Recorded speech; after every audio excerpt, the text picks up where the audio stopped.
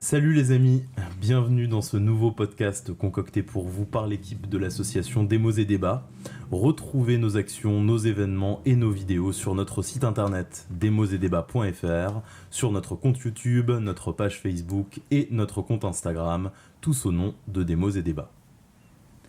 Dans cette série de podcasts, nous avons choisi de nombreux thèmes, petits ou grands, et autour desquels nous aimerions durant une bonne demi-heure vous faire nos propositions culturelles, tout ce qui peut nous permettre de mieux saisir le thème, le concept, de s'endormir un tout petit peu moins con peut-être, mais surtout en faisant de beaux rêves.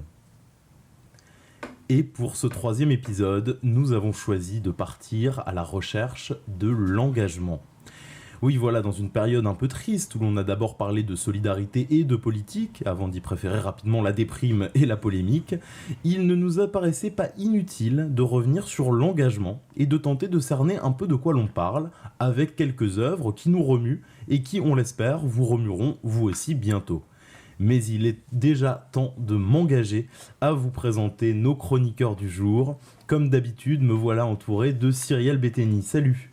Bonjour à tous, je m'appelle Cyrielle, j'ai 23 ans, je suis vice-présidente de l'association Démos et Débats et je viens de terminer mes études en validant un master de conception de projets culturels. Autour de la table, toujours Pascal Didier. Salut Pascal. Salut tout le monde, je suis président de l'association et je suis représentant d'éditeurs dans la vie. Merci Mr. President. Ensuite... Je n'ai pas donné mon âge. Corentin Pribilski est avec nous aujourd'hui. Salut Corentin. Salut Paul, salut à toutes et à tous. Donc je m'appelle Corentin, j'ai 23 ans et je suis attaché parlementaire. Et puis aujourd'hui, une petite nouvelle dans notre podcast, Marie-Cécile Félicie. Salut, est-ce que tu peux te présenter à nos chers auditeurs ? Oui, bien sûr. Donc Marie-Cécile Félicie, je suis avocate et j'expliquerai pourquoi j'insiste sur le E. Je ne donne pas mon âge non plus parce que j'ai le même que Pascal. Absolument. Je suis membre de l'association et thionvilloise de naissance, de cœur et de profession. Quant à votre serviteur aujourd'hui, il s'appelle Paul Didier, est étudiant, s'engage parfois, mais pas dans la Légion, et essaie de ne pas mourir pour ses idées ou alors de mort lente. Il vous tire son chapeau et vous propose dès maintenant de partir à la recherche de l'engagement. Et on va commencer de plein pied avec toi, Cyrielle, avec une BD que tu veux nous présenter, Podum d'Hubert et Zanzime. C'est ça, j'ai choisi de vous présenter la BD Podum d'Hubert et Zanzime qui est sortie en 2020 aux éditions Glénat. Donc, dans l'Italie de la Renaissance, Bianca, une jeune fille de bonne famille, arrive en âge de se marier et ses parents lui choisissent de force un fiancé, Giovanni, un riche marchand, beau et bon sous tout rapport. Donc tout devrait se dérouler dans la meilleure des façons, mais Bianca ne peut cacher sa déception de devoir épouser un homme qu'elle ne connaît pas. Mais sa tante vient à sa rescousse en lui confiant le secret détenu et légué par les femmes de sa famille depuis des générations, une peau d'homme, littéralement. En la revêtant, Bianca devient Lorenzo et paraît comme un jeune homme à la beauté stupéfiante. Elle peut donc maintenant visiter incognito la société des hommes et apprendre à connaître son fiancé, l'air de rien, en devenant son ami dans son milieu naturel. Mais dans sa peau d'homme, Bianca s'affranchit aussi et surtout des limites imposées aux femmes et découvre l'amour, la sexualité et la liberté, toutes ces choses qui lui sont refusées dans son quotidien de femme. Hubert et Zanzime produisent un ouvrage que j'ai trouvé passionnant et résolument original, qui sort des sentiers battus avec beaucoup d'humour et beaucoup de justesse, pour une bande dessinée qui a su convaincre de nombreux prix littéraires, puisque, en plus de me convaincre moi, il a convaincu les lycéens d'Angoulême, qui lui ont donné le Fauve d'Or 2021 des lycéens à Angoulême, ou le prix des libraires Canal BD 2021. Donc c'est une BD parmi tant d'autres, mais originale sur l'engagement féministe. Bah merci, je ne connaissais pas cette BD, j'avoue, mais je vais me ruer pour l'acheter parce que tu l'as très bien vendue en tout cas. On va continuer en musique, ça vous dit ? Avec toi Pascal, et puis un de nos oncles dans cette association, Georges Brassens. Eh ben oui, Georges Brassens, comment ne pas parler d'engagement avec Brassens, d'autant plus que Brassens est mort il y a 40 ans cette année. Il aurait eu 100 ans oui. Si la Camarde ne l'avait pas rattrapé assez rapidement finalement. D'ailleurs, Démos et Débats rendra hommage à Brassens en 2021. Brassens, il disait « Ceux qui m'ont reproché de ne pas être engagés ont les Portugaises ensablées. Il disait aussi « J'ai toujours été bien plus engagé que la plupart des prétendus engagés ». Et en même temps, il prévenait quand même « Je n'essaie pas de catéchiser les autres ». J'ai choisi une chanson de Brassens qui... parmi un sacré paquet de chansons, mais qui, je trouve, raconte assez bien ce qu'était la façon de Brassens de s'engager et d'aimer finalement beaucoup de gens et de respecter les autres. C'est une chanson qui s'appelle Don Juan, qui commence comme ça. Elle dit « Gloire à qui Freda meurt, de peur d'écrabouiller le hérisson perdu, le crapaud fourvoyé. Et gloire à Don Juan d'avoir un jour souri à celle à qui les autres n'attachaient aucun prix. Cette fille est trop vilaine, il me la faut. » Ça revient assez régulièrement. Et puis il dit par exemple « Gloire aux flics qui barraient le passage aux autos pour laisser traverser les chats de l'auto. Gloire au premier venu qui passe et qui sautait quand la canaille crie arrose sur le bonnet. Gloire à ce curé passant sauvant son ennemi lors du massacre de la Saint-Barthélemy. » Voilà, il donne un peu sa chance à pas mal de monde. Et il termine « Gloire à qui n'ayant pas d'idéal sacro-saint se borne à ne pas trop emmerder ses voisins. » Voilà. L'engagement de Brassens, il est, je trouve, assez bien raconté dans cette chanson, dans cette chanson très libertaire. Et je vous recommande aussi au passage un petit bouquin qui est sorti l'an dernier au Cherche-Midi qui s'appelle « Je suis une espèce de libertaire ». C'est Brassens par lui-même, c'est tout un tas de citations. Celles que je vous ai données au début sont tirées, il y en a dans tous les domaines. Voilà, Brassens, l'engagement, oui, évidemment. C'est évident. Et il pourrait être à peu près sur tous les thèmes de notre podcast, Brassens. Oui, on aurait pu le retrouver dans l'amour et dans l'humour. Mais effectivement, merci du coup de l'invoquer à cette table. On va rester dans les mots, d'autres mots tout aussi poétiques, ceux de Rainer Maria Rilke, avec toi, Corentin. Oui, alors, Paul, quand tu nous as annoncé le thème de l'engagement, je vais être honnête, j'avais pas d'idée. Donc je me suis penché sur ma bibliothèque et j'en ai sorti ce petit livre de 150 pages que tu m'as d'ailleurs offert. Ce livre, comme tu viens de le dire, c'est « Lettre à un jeune poète » de Rainer Maria Rilke. Son thème, c'est finalement l'introspection. Chercher en soi pour en ressortir le meilleur. Dans le cas des conseils de Rilke au jeune Franz Capus, la recherche parfois de la simplicité, de l'âme d'enfant, parfois de la discipline, de la difficulté. Mais pour en revenir à l'engagement, Rilke nous dit, dans une des dernières lettres du recueil, « Et, à propos des sentiments, sont purs tous les sentiments qui vous rassemblent et vous élèvent, est impur le sentiment qui n'implique qu'une face de votre être et par là vous déforme. Tout ce qui fait de vous plus que vous n'étiez dans vos meilleures heures est juste. Toute exaltation est bonne si elle est dans la totalité de votre sang, si elle n'est ni ivresse, ni au trouble, mais joie claire dont on voit le fond. » Et Rilke de continuer quelques lignes plus bas. « Et votre doute peut devenir une qualité si vous l'éduquez. Il doit acquérir un savoir, il doit se transformer en critique. Mettez-le à l'épreuve lui-même, et vous le trouverez sans doute perplexe et embarrassé. Mais ne cédez pas. Exigez qu'il fournisse ses raisons. Et ne manquez pas d'agir en toutes circonstances, en faisant preuve ainsi de vigilance et de rigueur. Le jour viendra où, de destructeur, il sera devenu l'un de vos meilleurs artisans. » Doute éduqué et sentiment pur, voilà donc la recette d'une bonne introspection pour écrire des poèmes selon Rilke.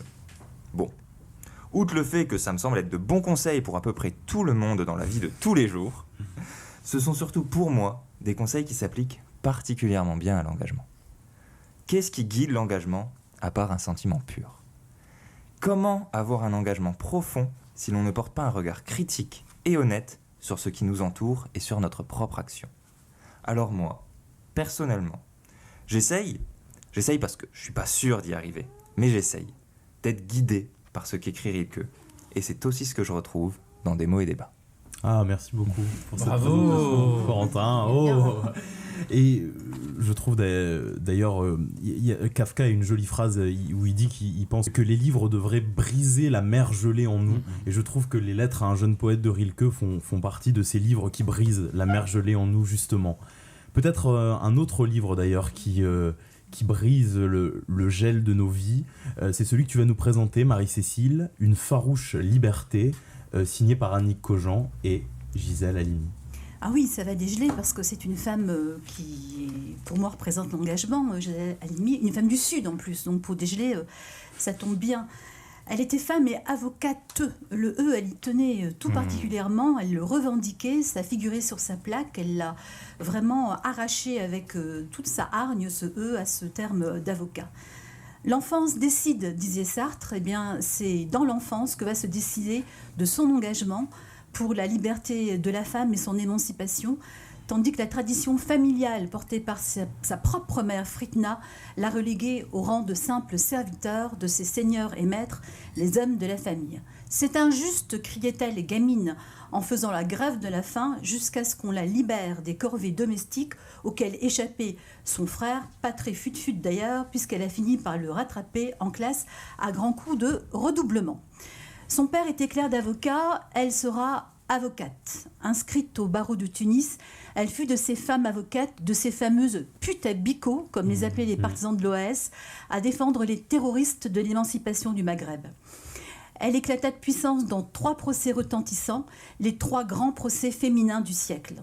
D'abord celui de Jamila Boubacha, jeune femme engagée dans la libération de son pays, victime de la torture et du viol commis par les soldats de l'État français. Sa cause a fait le tour du monde, USA, partout, tout team. Ça a vraiment été un grand coup d'éclat, ce procès-là, et cette révélation de ces viols d'État commis au nom d'un État souverain. Et puis, bien sûr, il y eut le procès d'Aix-en-Provence, ou celui du viol presque ordinaire de 2 campeuses. Elle l'avait bien cherché quand même, homosexuelles en plus, faut quand même pas pousser, par 3 grands concons qui comprenaient à peine ce qu'on leur reprochait. Et enfin, Bobigny, le procès de l'avortement, des avorteuses abjectes et de leurs complices. Comment ne pas se rappeler ici le manifeste des 333 salopes, toute femme... 343, pardon, salopes, oui, toute femme connue, intellectuelle, actrice, qui reconnaissait avoir avorté. Elle l'a signé, ça lui a valu un blâme du Conseil de l'Ordre et surtout une une de Charlie Hebdo qui a engrossé les 343 salopes qui l'a fait bien rigoler. Je vous parle là d'un temps que les moins de 50 ans ne peuvent peut-être pas connaître. Elle s'engagea en politique, mais elle était trop engagée, trop fière et trop droite pour ça. Elle créa alors Choisir, une association prête à défendre gratuitement toutes les avortées de France et qui s'assignait à une mission bien intéressante, celle de rechercher dans la législation de chaque pays européen la clause la plus favorable aux femmes dans l'idée de l'imposer aux autres États européens. Elle a fréquenté tout le beau monde intellectuel du XXe siècle qu'elle a traversé.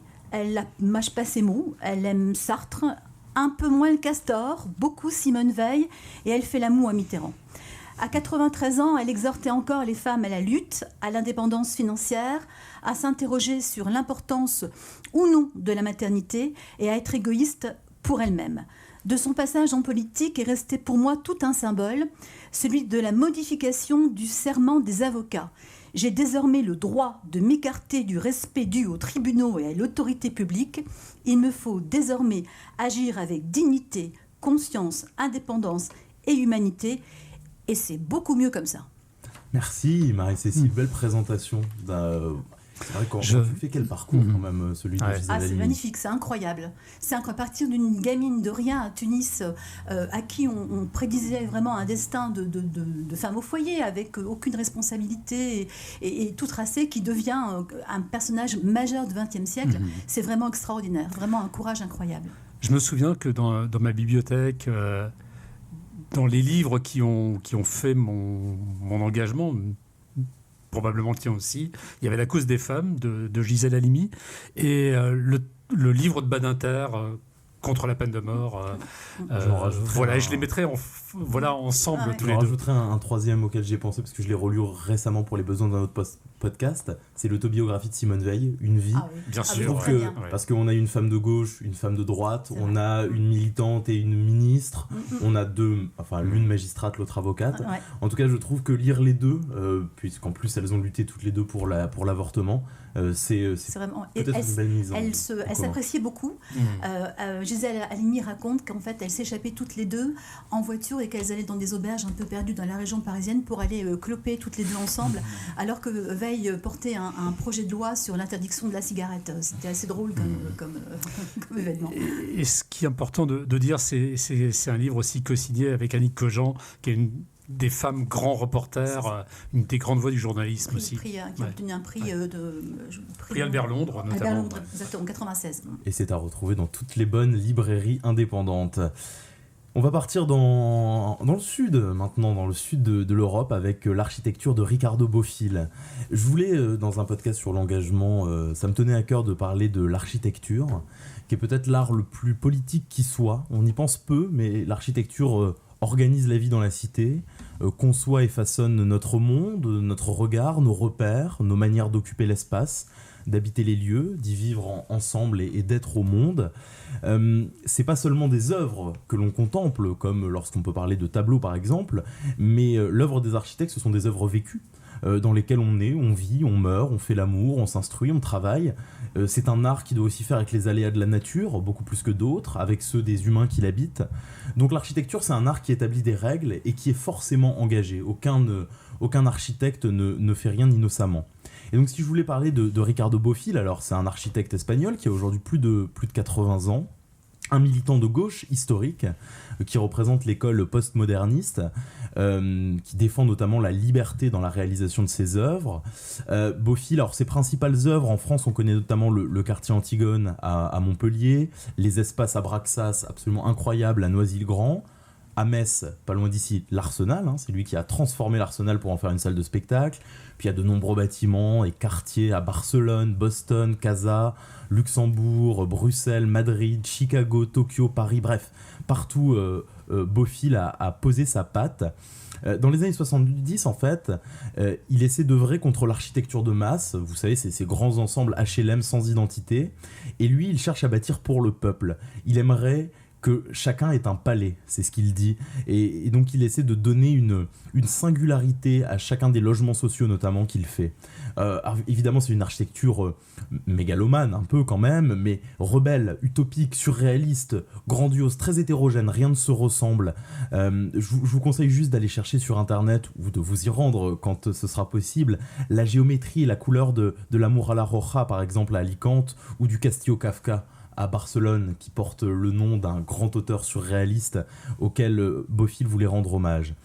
Alors, il a cherché toute sa vie à pratiquer une mixité sociale, il a voulu même ne pas avoir toujours réussi pleinement à l'atteindre dans les logements sociaux qu'il a conçus, mais en tout cas, c'est une figure d'un architecte visionnaire, d'une architecture rêveuse, sublime, profondément engagée. Et voilà, je voulais qu'il y ait une petite place pour les architectes, pour Bofill, mais évidemment pour plein d'autres auxquels on pense, comme Le Corbusier, comme Jean Nouvel et tant d'autres, qui sont des figures pleinement engagées. Et puis, on va continuer avec le cinéma cette fois-ci, et toi, Cyrielle, qui veut nous parler d'un divan à Tunis de Manel Labidi. Oui, un divan à Tunis qui est sorti au cinéma en 2019, qui raconte l'histoire de Selma, une jeune femme de 35 ans originaire de Tunisie, qui rentre de Paris où elle a vécu pendant plusieurs années pour suivre des études de psychanalyse et ouvrir son cabinet dans une banlieue populaire de Tunis où elle a grandi. Elle est persuadée du besoin des habitants au lendemain de la Révolution, elle doit faire face à de nombreuses difficultés. Qu'il s'agisse de l'administration à la lenteur extrême et qui l'empêche d'ouvrir son cabinet en toute légalité, ou même des patients qui confondent Freud et sa barbe avec un frère musulman. La tâche s'annonce compliquée. Il lui faut s'habituer à ce nouveau quotidien, à ces nouveaux patients, et surtout il lui faut imaginer les moyens les plus farfelus pour pouvoir apporter son aide et son expertise inattendue à Tunis. Un divan à Tunis traite ce sujet très particulier de façon très intelligente, toujours dans le respect, sans pour autant se restreindre dans l'humour qui déborde de chaque scène du film. Chacun en prend pour son grade et le spectateur découvre Tunis, ses habitants et leurs coutumes, tout autant qu'il prend plaisir à suivre Selma et sa détermination à prouver qu'un psychanalyste a tout autant sa place à Tunis que les salons de coiffure qui y règnent en maître. Alors moi, ce que j'ai trouvé intéressant dans ce film, c'est que les problèmes de Selma, ils viennent notamment d'un policier, de l'administration, etc., comme tu l'as très justement dit, mais pas du tout du fait de trouver des patients. Au départ, les gens autour lui disent « mais tu trouves, personne viendra te voir, il y a la religion, etc., personne viendra ». Et en fait, c'est une question réglée en 10 minutes dans le film. Dès qu'elle ouvre, il y a la queue jusque dans la rue. Et ça m'a vraiment marqué. Il y a la queue avec des personnes qui savent très bien pourquoi ils viennent et d'autres qui confondent un peu son but, enfin ses prestations tarifées, ils ont du mal à comprendre ce que c'est exactement. Donc c'est aussi ça qui est très drôle. Les premières minutes servent aussi à faire un peu un tri dans les patients, mais en fin de compte, même des patients qui étaient réticents à la base, comme justement la gérante du salon de coiffure qui règne un peu en maître sur tout le quartier, elle finit par revenir très régulièrement et à s'ouvrir de plus en plus, prouvant encore une fois l'intérêt de ce cabinet. Un divan à Tunis de Manel Labidi. Et on va continuer sur la musique avec toi, Pascal, qui va nous parler d'un livre de Franck Ballandier, Sing Sing. Sing Sing, musique rebelle sous les verrous. On aurait d'ailleurs pu écouter tout à l'heure John Baez. John Baez qu'on retrouve dans le livre de Franck Ballandier parce qu'elle fait partie des gens qui sont passés par la prison. C'est ce qu'a fait Franck Ballandier dans son livre. On y retrouve Chuck Berry, David Dark, Paul McCartney, Mick Jagger, Joe Starr, Booba, l'horrible Phil Spector mort il y a quelques semaines, Johnny Cash aussi, dont on nous a parlé Corentin dans un autre podcast. C'est un livre. Pourquoi je vous ai parlé de ce livre-là ? Parce que c'est aussi une histoire d'engagement, professionnel. Franck Ballandier, il a passé 40 ans dans l'administration pénitentiaire. Un lieu, je vais juste lire un petit passage où il raconte ça. J'ai été gâté sur le plan professionnel, bien sûr, aussi paradoxal que cela puisse paraître. La prison, via mes activités au sein de l'administration pénitentiaire durant presque 40 années, a été, du moins pour moi, un lieu d'exercice où mes rencontres furent les plus enrichissantes. J'ai appris là-bas la compassion, j'ai côtoyé la misère des cités, j'ai compris aussi en toute modestie la complexité du monde. La prison a été mon terreau, elle m'a alimenté, fertilisé. C'est par elle, grâce à elle, que j'ai écrit et publié mon premier Nuit, Les Nuits périphériques, et ce dernier livre de Franck Ballandier, où il a voulu raconter justement les nombreux artistes français du monde entier qui, pour des délits divers, ont passé quelques journées, quelques heures en garde à vue ou de longues années en prison. C'est un livre assez passionnant. Il y a évidemment plein de musique qui traverse ce livre-là. Et je disais dernier livre, c'est effectivement le dernier livre de Franck Ballandier, puisqu'il est mort il y a quelques semaines, le 17 décembre. Et je voulais parler de cette autre partie d'engagement aussi. Il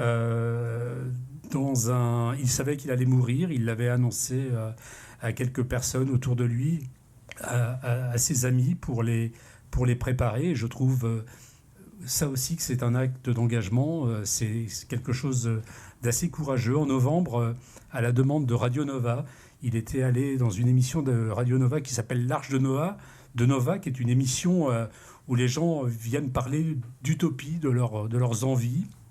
Et là, il était venu parler sous la forme d'un voyage en mer, de ce qui allait être son dernier voyage. Je vous recommande d'aller écouter ça. Ça s'appelle « Demain, je pars, je m'évapore, je largue les amarres ».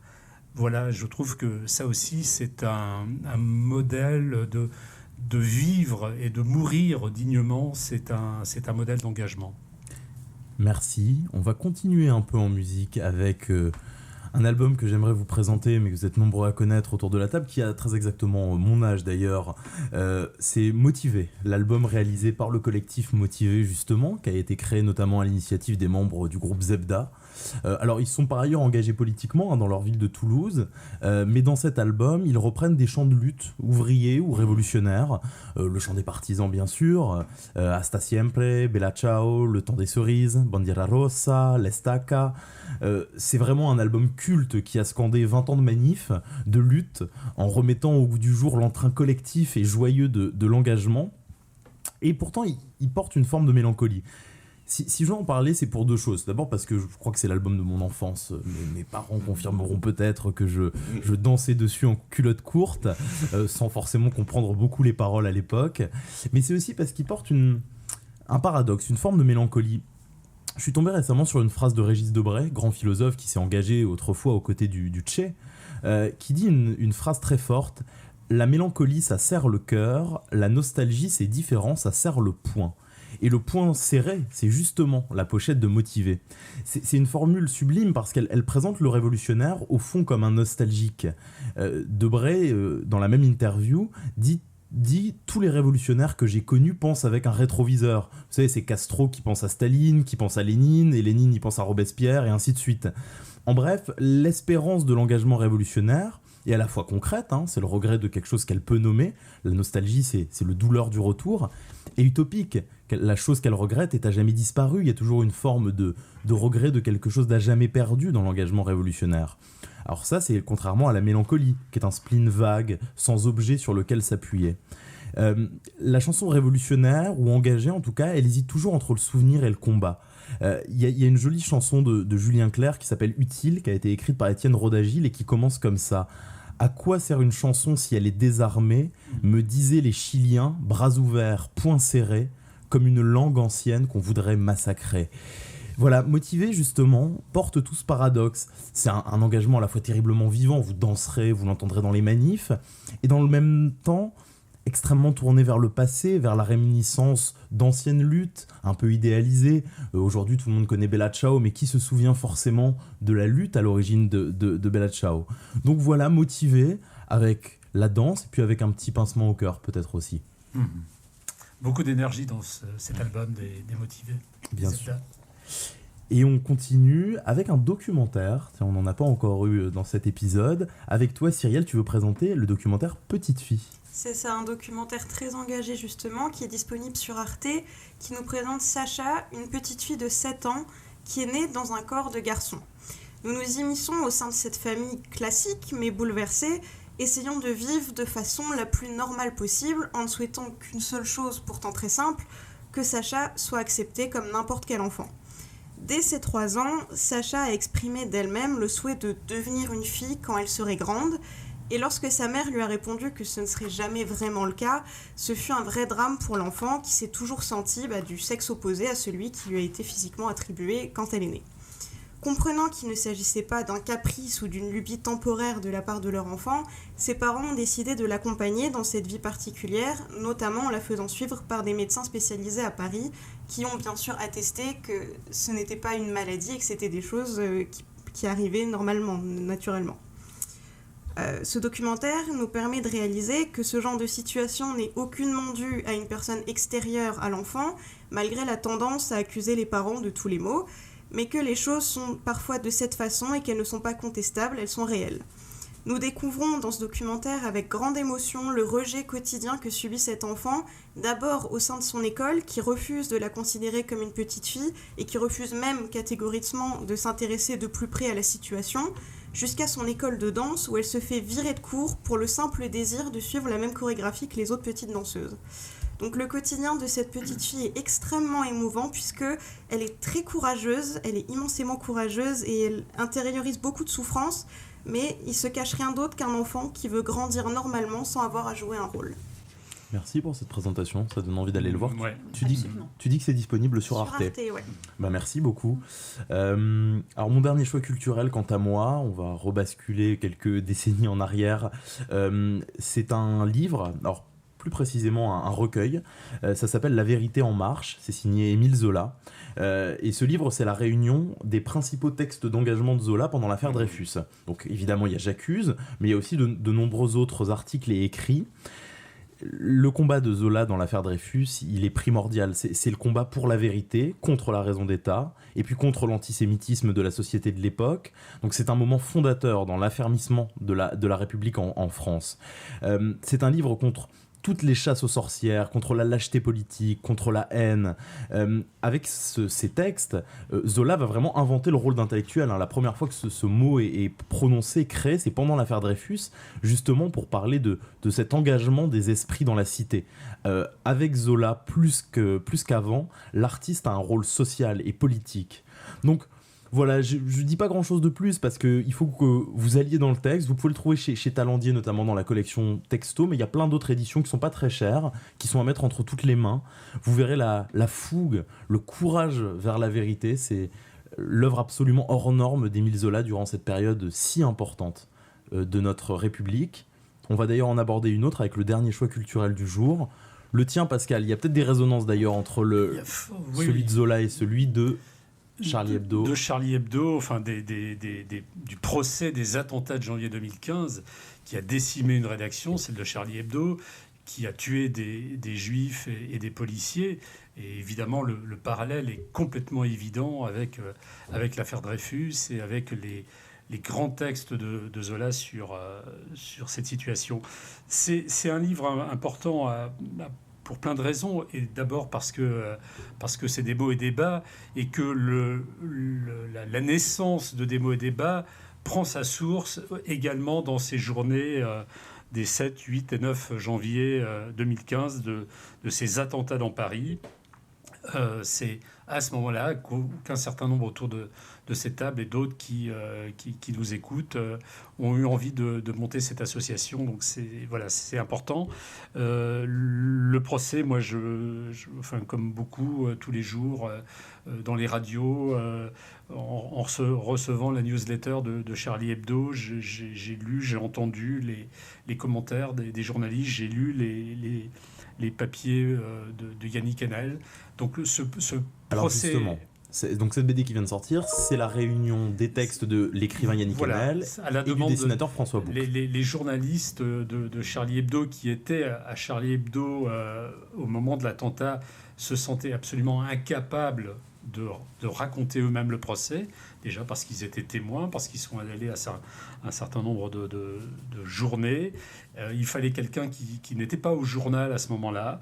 C'est Yannick Enel, un écrivain qu'on connaît bien, qui a rejoint la rédaction après les attentats. François Bouc, dessinateur talentueux, qui lui aussi est arrivé à Charlie Hebdo après.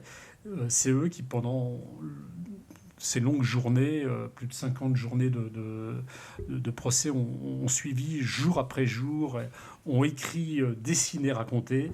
C'est un livre absolument époustouflant, très beau, les dessins de Bouc sont extraordinaire. Et juste lire 2 lignes, Yannick Enel dit « Grâce à ce procès, mais aussi grâce à lui, nous sommes devenus plus libres, nous n'arrêtons plus de penser, et seule la pensée nous grandit. » Les pages de ce livre, ils ont choisi de les dédier à la mémoire de Samuel Paty, qui a été ce professeur d'histoire qui a été assassiné justement pendant le procès. Et je trouve que cet ouvrage, qui est disponible dans toutes les librairies, aux éditions mais également dans les maisons de la presse, publié par Charlie Hebdo Les Échappés, devrait être donné à tous les petits garçons et les petites filles de ce pays, dans les écoles, qui devrait être dans toutes les bibliothèques. C'est un ouvrage indispensable. Sur le même sujet, il y a le documentaire que France 5 a sorti il y a quelques jours maintenant sur les procès des attentats, qui est un documentaire très intéressant puisqu'il y a eu beaucoup d'images d'archives qui datent de la période des attentats, mais aussi bien avant. On voit Philippe Val avec sa guitare et son t-shirt rose, c'est très dépaysant. Mais aussi des interviews de Riz, de Coco, de Simon après les attentats, qui ont des paroles très fortes et très engagées qui marquent. Voilà. Alors je crois d'ailleurs, et je m'adresse à l'avocate qui est autour de cette table, c'est très rare que des procès soient filmés. Celui-ci l'est, mais les images ne pourront sortir seulement que dans plusieurs années, je crois. Oui, c'est ça. Est sorti il n'y a pas très longtemps, il y a quelques années maintenant, le procès de Barbie. Oui, de Klaus qui avait Barbie. Donc été, et on peut y avoir accès maintenant, donc c'est assez long parce que le procès est filmé vraiment du début jusqu'à la fin. Donc il y a quelquefois des lenteurs, mais c'est vrai que c'est intéressant comme ça de pouvoir après, bien sûr il y a du temps qui s'est écoulé, mais d'avoir accès vraiment au procès en tant que tel, avec chaque déposition de témoin, les lenteurs, les silences, les cris, enfin c'est vraiment là on est au cœur de la justice. Effectivement, c'est sur YouTube d'ailleurs, je crois, j'étais tombé sur des extraits, j'ai pas tout regardé en entier, mais effectivement c'est très intéressant. Bon bah voilà, beaucoup d'engagements très différents. Il me reste à vous remercier d'avoir toutes et tous suivi notre émission. On espère que vous avez passé un bon moment avec nous, que vous avez pu trouver un peu des engagements qui nous animent. Retrouvez notre association Des mots et débats sur Facebook, YouTube et Instagram, ainsi que sur notre site internet desmotsetdebats.fr. Merci à vous, Cyrielle, merci. Merci Corentin. Merci beaucoup. Merci Pascal. Merci beaucoup. Et merci Marie-Cécile. Merci. On espère te revoir très vite autour de cette table. Merci à Jacqueline Mangin pour l'appui technique et à nos engagements communs, associatifs et terriblement amicaux. À très vite. Vive l'engagement. Hasta siempre. Ciao. À bientôt. À bientôt.